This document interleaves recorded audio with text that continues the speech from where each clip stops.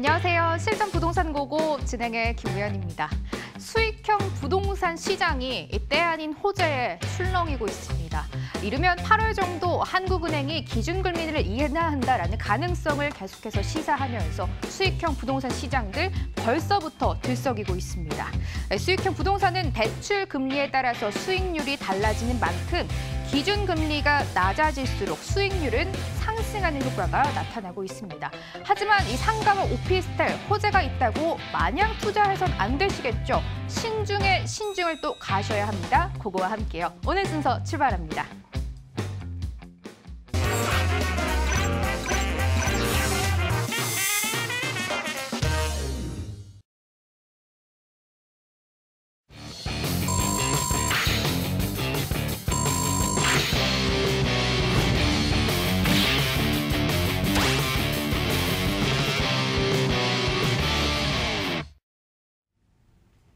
일부는 우리의 부동산 키다리 아저씨가 함께 해주시고 계십니다. 키다리 부동산 연구소 이성우 대표 모셨습니다. 대표님 안녕하세요. 네, 안녕하세요. 네, 반갑습니다. 방송 보시다가 그동안 혼자 끙끙 앓고 계셨던 부동산 고민들 저희 쪽으로 보내주시면 저희가 무료로 해결 도와드리도록 하겠습니다. 아래 번호로 언제든지 전화주세요. 서울 전화 02-2077-6358번입니다. 먼저 대표님께 성공 투자 전략부터 여쭤보도록 할게요. 대표님, 고고 시청자분들도 상가에 투자하고 싶다 이런 분들 정말 많으신 것 같은데 대표님이 조금 도와주셔야 될 것 같아요. 네, 알겠습니다. 기다려 주시 이성우입니다. 오늘은 그 상가 투자 팁에 대해서 설명을 좀 드릴까 하는데요. 지금 뭐 상가 쪽으로 많은 관심을 가지고 있죠. 뭐 정부 정책이 워낙 강화가 됐고 보유세 인상 또는 또 대출 규제가 심해지고 있는 상황에 또 주택에 관련된 부분에 투자를 하시는 분들이 지금 선회를 지금 하고 있는 그런 상황이죠. 거기다가 또 금리가 또 내려간다는 그런 소문이 또 있고 해서 아무래도 수익률을 높이기 위해서 은행에서 지렛대 효과, 레버리지 효과를 또 받아서 대출을 받아서 이제 투자를 하시게 되면 그만큼 수익률이 높아지기 때문에 그런 식으로 또 관심을 갖는 분이 많을 것 같아요. 자, 상가 투자를 할 때 뭐 기본적인 상황은 다 알 겁니다. 뭐 역세권, 초역세권에 투자하면 좋고 배후 수요가 많은 쪽에 투자하면 좋고 그리고 접근성이나 노출성이 용이한 곳, 또 건물 내에서 본다라고 하면 코너 자리의 입지, 코너 자리의 상가가 좋다라는 부분, 그리고 전면이 넓은 상가가 좋다라는 부분, 아무래도 노출면에서 뛰어나겠죠. 그리고 그 출입구 옆쪽으로 상가, 그만큼 접근성이 뛰어난 쪽으로 투자를 하면 좋은데 이런 부분은 시청자님들께서 어느 정도 다 알고 있을 겁니다. 근데 좀 이렇게 깊숙한 부분, 우리가 좀 알고 넘어가야 할 부분, 이에 대해서 좀 설명을 좀 드릴까 합니다. 그게 뭐냐면 경리단길, 뭐 저기 이태원의 경리단길, 망원동의 망원동의 망리단길, 그리고 송파구의 송리단길, 이게 무슨 리단길이 많아요. 그만큼 유행에 민감하고 또 개성 있는 상권이 생기게 되면 이 상권이 계속적으로 이동을 합니다. 이런 특수 상권이 이동을 한다는 부분은 그만큼 유행에 민감하다는 부분이거든요. 이게 왜 그러냐면 이 젠트리피케이션이라는 폐해가 계속적으로 연출이 되기 때문에 그러는 거죠. 젠트리피케이션이 뭐냐면 이게 젠트리에 관련된 파생된 용어입니다. 젠트리가 뭐냐면 지주 계급 또는 신사 계급을 이 용어를 또 파생된 용어로 사용을 해서 젠트리피케이션이라고 얘기를 하는데 그만큼 자본 세력이 어떤 상권에 침투가 돼서 어떤 자본을 투여를 해서 뭐 매머드급 프랜차이즈나 이런 쪽으로 진행을 하는 거죠. 그러면 임대가가 상승이 되겠죠. 그러면 기존에 있는 기존 상권의 임차인들은 상권 내몰림 현상이 나타날 수밖에 없습니다. 그만큼 그렇게 되면 향후에 이제 그 임대료, 임차료의 압박, 임차료 계속적으로 올라가기 때문에 기존의 영세업자들은 다른 쪽으로 이동을 할 수밖에 없죠. 그러면 공실이 계속적으로 발생이 될 수밖에 없습니다. 그러면서 인기가 시들시들해지는 거죠. 자, 홍석천 씨가 그 이태원에 13개의 업소를 가지고 있습니다. 작년에 2개의 업소를 폐업을 했죠. 그만큼 방송인으로서 인기가 많고 또 주변에 많은 사람들 그리고 이 인기도에 의해서 그 업소를 방문을 하시는 분들이 굉장히 많을 텐데도 불구하고 2개의 업소를 폐업을 했습니다. 일반 보통 사람들이 진행을 한다라고 하면 그런 폐해가 더욱더 많아지겠죠. 이게 왜 그러냐면 임대료 상승 때문에 그러는 거거든요. 그러면서 경리단길이 어느 정도 이제 인기도가 하락되고 많은 사람들 발길이 뚝 끊기면서 이쪽에 공실률이 굉장히 많이 나타났죠. 그래서 젠트리피케이션의 폐해가 없는 쪽으로 투자를 해야 된다는 부분이죠. 그래서 많은 분들이 생각을 한 게 어디냐면 아파트 내에 단지를 상가, 배후 수요가 풍부하게 있고 아파트 주민들이 이용할 수 있는 단지 내 상가가 그만큼 안정적으로 투자를 하게 되면 계속적인 어떤 이익적인 부분이 안정적으로 나오기 때문에 그래도 단지 내 상가에 투자하시는 분들이 그래도 안정적이다라는 부분인데 이런 일반 상권들 그리고 떠오르는 상권들도 역시 이 젠트리피케이션의 폐해를 벗어날 수가 없습니다. 그래서 지금 서울 시내 이 부분이 굉장히 심각합니다. 그래서 정부 차원에서도 이런 폐해를 없애기 위해서 지표를 만들어서 결국에는 이 젠트리피케이션이 어떤 심각하다라고 하면은 구역을 지정을 해서 지구 단위 계획을 수립을 해서 할 정도로 지금 대응 정책을 마련을 하고 있습니다. 그래서 첫 번째는 젠트리피케이션 현상을 회피할 수 있는 지역 그리고 이태원 같은 경우는 지금 2017년 4분기 때 11.8%였었는데 공실률이 지금 현 2018년 4분기 때 21.6%로 치솟았습니다. 2013년 2분기 때는 3.3%밖에 안 됐었거든요. 근데 2017년에는 11.8% 그리고 작년에는 21.6%로 계속적으로 공실률이 늘어나는 부분이죠. 이게 바로 젠트리피케이션으로 인해서 금액이 상승이 됐기 때문에 임대료가 상승이 됐기 때문에 여기에서 힘들어서 나오는 사람들이 굉장히 많아지게 되겠죠. 그러면서 공실률이 늘어나는 부분입니다. 논현역도 그렇고 신촌, 청담까지 계속적으로 되는데 지금 뭐 막리단길부터 해서 가로수길도 마찬가지입니다. 그리고 압구정 상권도 마찬가지고요. 자, 젠트리피케이션 보게 되면 주의 단계, 경계 단계, 위험 단계, 처음에 초기 단계 이렇게 나눠지는데 정부에서 이렇게 지표를 설정을 하죠. 그래서 초기 단계는 젠트리피케이션이 발생 전이죠. 주의 단계는 뭐냐면 이제 자본이 투여가 돼서 이쪽이 개발이 되는 활성화 단계라고 보시면 될 것 같습니다. 경계 단계는 뭐냐면 이제 유동인구가 많이 늘어나고 매출이 많아지는 그런 단계죠. 그때 상황에서는 장사가 잘 될지 모르겠지만 큰 업체들이 들어오면서 이런 현상이 나타납니다. 그게 바로 위험 단계라고 보시면 됩니다. 그래서 공실률이 증가가 되는 부분이죠. 종로구로 치게 되면 지금 익선동 그 한옥마을이죠. 한옥마을이 지금 경계 단계입니다. 그만큼 임대료가 상승이 되고 있는 부분이죠. 그러면 그 다음 단계 위험 단계로 가게 되면 또 공실률이 발생이 될 수 있는 부분인데 이 종로구하고 용산구하고 비교를 해볼게요. 2015년에 보게 되면 주의 단계가 지금 11.32%죠. 자, 2015년 경계 단계가 1.27%입니다. 하지만 2017년을 보게 되니까 19%, 3.81% 이렇게 계속적으로 늘어났죠. 종로구도 마찬가지입니다.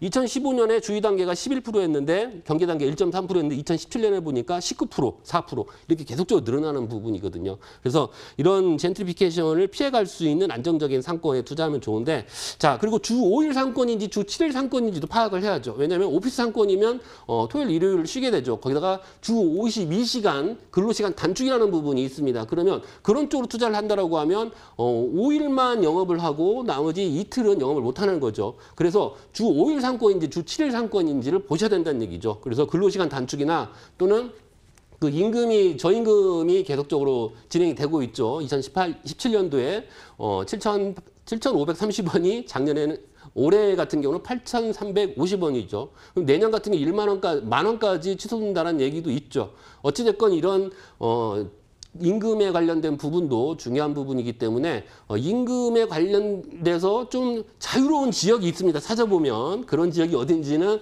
찾아보시면 될 것 같은데 좀 외국인이 좀 많은 지역이겠죠. 그래서 그런 지역도 한번 살펴보시면 좋을 것 같고요. 그래서 고정 수요와 그다음에 외부의 집객 인원들이 몰릴 수 있는 그런 상권을 좀 파악을 해서 투자를 하신다라고 하면 안정되게 상가에 투자해서 이익을 보지 않을까 이런 생각을 또 해봅니다. 네, 지금부터는 키다리 아저씨와 현장으로 떠나보겠습니다. 화면으로 먼저 가보시죠.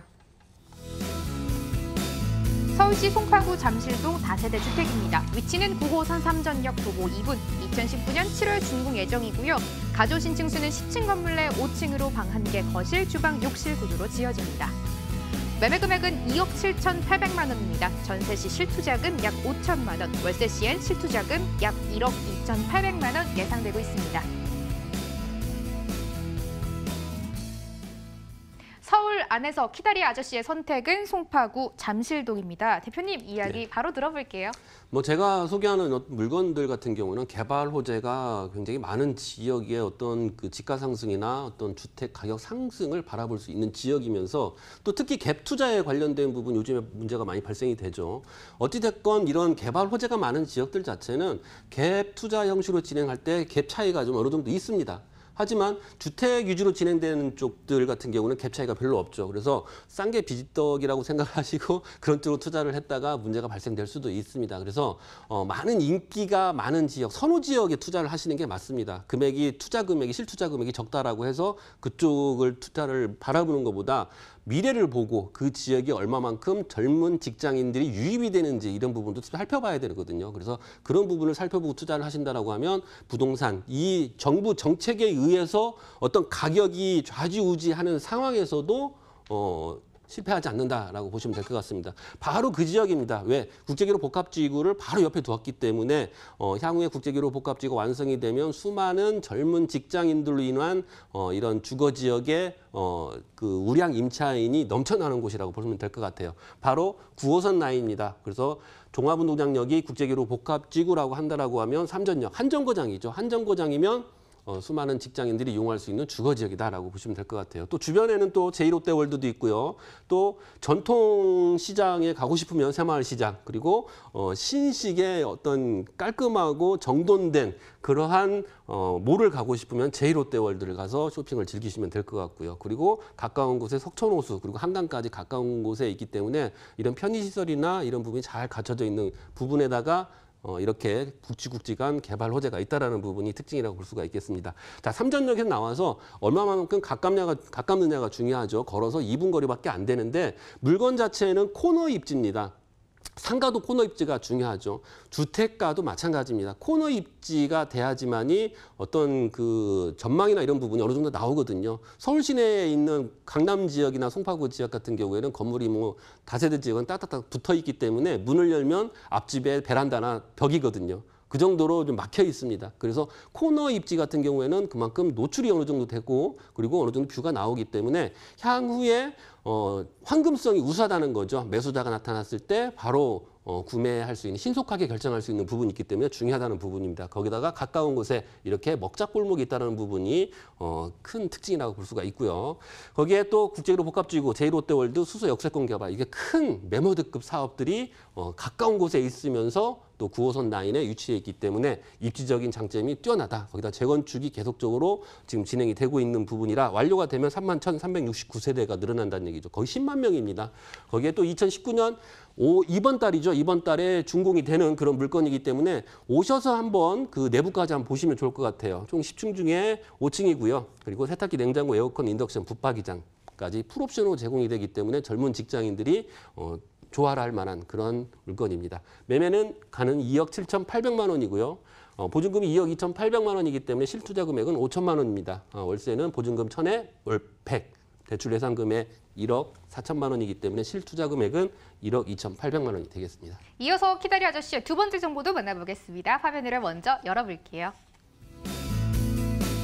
전남 광양시 황금지구 토지입니다. 위치는 광양항만 구봉산 관광단지 인근이고요. 구획정리 사업이 2020년 8월 완료 예정으로 용도는 두 가지로 나눠집니다.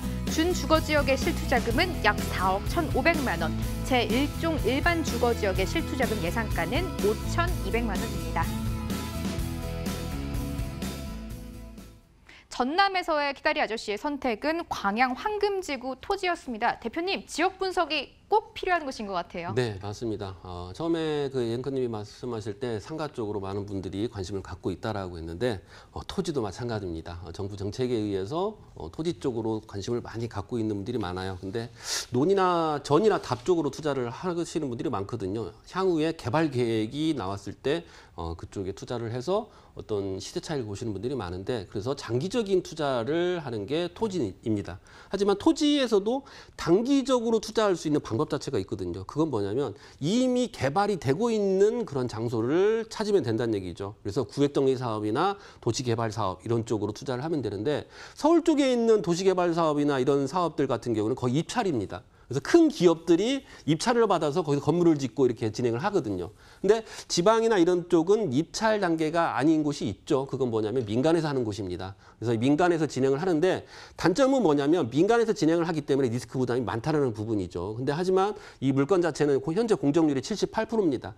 78%이기 때문에 내년 8월에 완공이 된다는 부분이고 공사비는 이미 신탁회사에 예치가 돼 있습니다. 완료 시점까지 공사 금액이 예치가 돼 있어서 어떤 사업비로 쓰는 게 아니라 공사비 명목으로만 쓸 수 있는 금액이 예치가 돼 있다라는 부분이라 거의 완공까지는 문제가 없다라는 부분이거든요. 그래서 안전하게 투자할 수 있다라는 부분이고 이렇게 뒤에는 산, 앞에는 바다, 배산 임수의 지형이고 이렇게 아파트 부지, 학교 부지, 주거 부지, 그다음에 상업 지역 이렇게 나눠져 있습니다. 그래서 신시가지가 조성이 되는 그런 사업입니다. 자, 이 부분이 지금 아파트를 지을 수 있는 곳이죠. 그래서 5,000세대 정도가 들어올 수 있고요. 그리고 준주거 지역과 그다음에 이렇게 일종 주거 지역까지 합하게 되면 역시 7,000세대에서 8,000세대 정도가 들어올 수 있는 그런 사업입니다. 그리고 상업지역 이렇게 형성이 돼 있죠. 뒤에는 또 구봉산 관광단지, 골프장이나 이런 부분이 또 들어오기 때문에 외부에서 관광 차원으로 오시는 그런 유입인구, 유동인구가 그만큼 많이 늘어난다는 부분이죠. 그래서 상업지역이나 준주거 지역의 건폐율과 용적률이 매우 높다라는 게 이 구획정리 사업의 특징이라고 보시면 될 것 같습니다. 지금 아파트나 이런 부분도 공사가 지금 78% 거의 80%에 육박하기 때문에 이제 뭐 계약을 체결을 하고 이미 지금 시에서 설계 도면이 이미 나왔죠. 그래서 그 부분을 좀 설명을 드릴까 하는데 자, 도면이 이렇게 나왔습니다. 아파트가 하나, 둘, 셋, 넷, 다섯, 6개 동이 있죠. 그리고 아파트가 나왔을 때 토지를 투자할 때는 출입구가 어디냐인가를 봐야겠죠. 그래서 출입구를 보게 되면 지금 여기에 정문이 있고 이쪽에 후문이 이렇게 있습니다. 그러면 정문이나 후문 쪽에 가까운 부지를 선택을 하시면 되겠죠. 왜? 노출이나 접근성이 뛰어나기 때문에 아까 제가 상가 투자할 때 팁을 말씀을 드렸죠. 젠트리피케이션이나 이런 부분이 없으려면 이런 단지 내 상가 형식의 물건을 투자하는 게 좋다라고 말씀을 드렸는데 여기도 역시 출입구에서 가까운 쪽으로 투자를 하시게 되면 그만큼 단지 내 상가 역할을 한다는 부분입니다.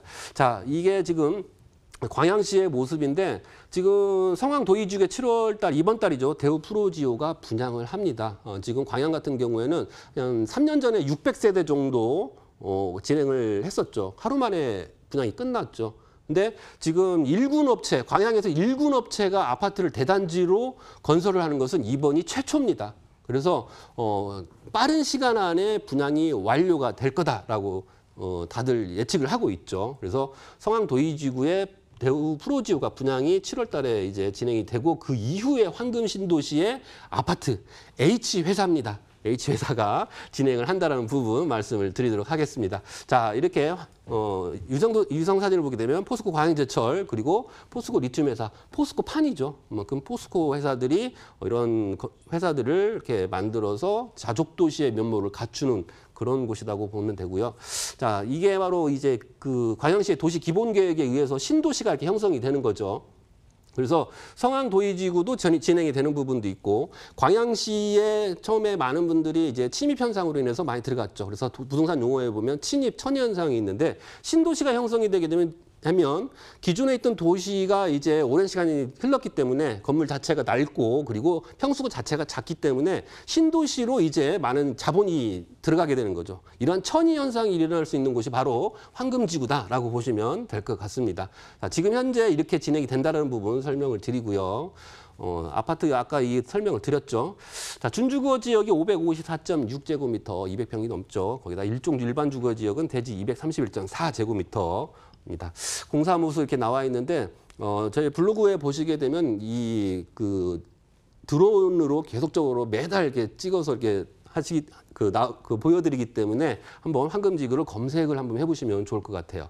자, 이 용적률 틀린다는 부분, 다른 지구 틀리다는 부분 말씀을 드릴게요. 황금지구는 1300에 80% 상업지역의 건폐율 용적률입니다. 법정 최고치죠. 자, 면적은 설명을 드렸고 매매가 말씀드리겠습니다. 이 아파트의 부출입구에 가까운 코너 자리 입지입니다. 10억 3,500만 원이고요. 대출 6억 2천만 원이기 때문에 실투자 금액은 4억 1,500만 원입니다. 일종 일반 주거 지역은 1억 3,100만 원이죠. 7,900만 원 대출이 되기 때문에 실제 투자 금액은 5,200만 원이 되겠습니다. 가져오신 황금지구 토지까지 모두 만나봤습니다. 1부는 아쉽지만 여기까지입니다. 이성우 대표는 여기서 보내드려야 될 것 같아요. 대표님 오늘도 말씀 고맙습니다. 감사합니다.